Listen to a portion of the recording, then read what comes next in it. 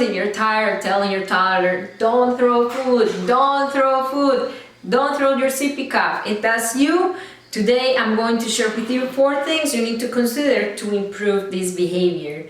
My name is Marcela Collier. I help you understand your child's behavior so you respond with what he exactly needs. I am your Parenting with Understanding coach. And today we're going to talk about toddlers throwing food. If this kind of content is of value to you, subscribe to my channel and hit the notification bell so you're notified every time I upload a new video, which is every week.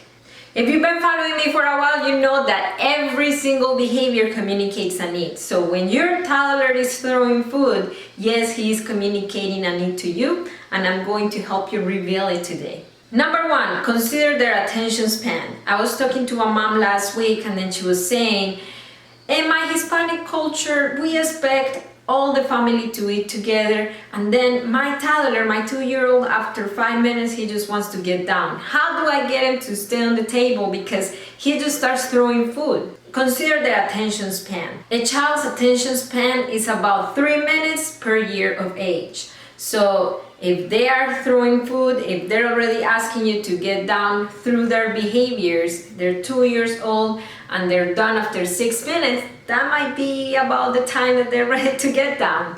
Just because that's their attention span. They might be ready to keep on eating, meaning that they might come back and take another bite, but they're done sitting on the table. And when it comes to this, consider the same thing for when you are waiting at the doctor's office, when you are at the grocery store, or even when you're doing preschool work with them. Another mom was telling me, my child eats a little bit and then he starts to throw food. What do I do about this? Okay, let's talk about portion sizes because you're going to be surprised. According to this Toddler 411 book, which was written by 2 pediatricians, Denise Fields and Ari Browns, they say that the portion sizes for toddlers is the following. 1 serving of meat, it would be about 4 marbles. 1 serving of chopped fruit or veggies, it would be about 3 dominoes.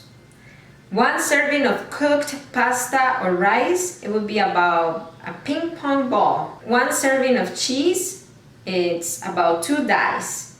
And 1 serving of juice, it's about a shot glass. If your child just eats a little bit and then he starts throwing food, it is very possible that he's full. Consider his emotional needs. What do I mean by that? A mom told me, even if my child is hungry, I serve him his plate and then he throws food. It is very possible if you serve him his full-size dinner, then he's going to see it and be overwhelmed by all the choices and the amount of food. So this is what I do with my toddlers. I know they need more than 1 chickpea, but I serve just 1 or 2, and if they eat it, I put more.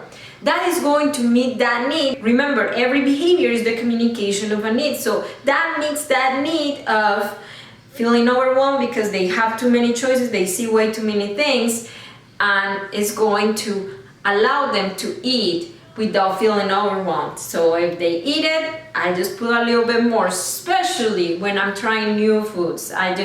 If I'm just trying chickpeas, I put 1.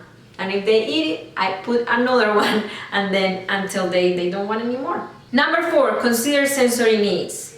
Because it could be that your child is hungry, it could be that you're doing all the things that I told you before, but if he has sensory needs, meaning that the sensory input that he's receiving from the food is really bothering his nervous system, he might have a struggle with this. And that was one of my toddlers. He had sensory needs, so the texture, just feeling the texture in the mouth or even grabbing the food was a struggle. So when it comes to that, I encourage you to meet his sensory needs. If it is an extreme case, I encourage you to consult with your pediatrician because there are feeding therapy options out there and even online.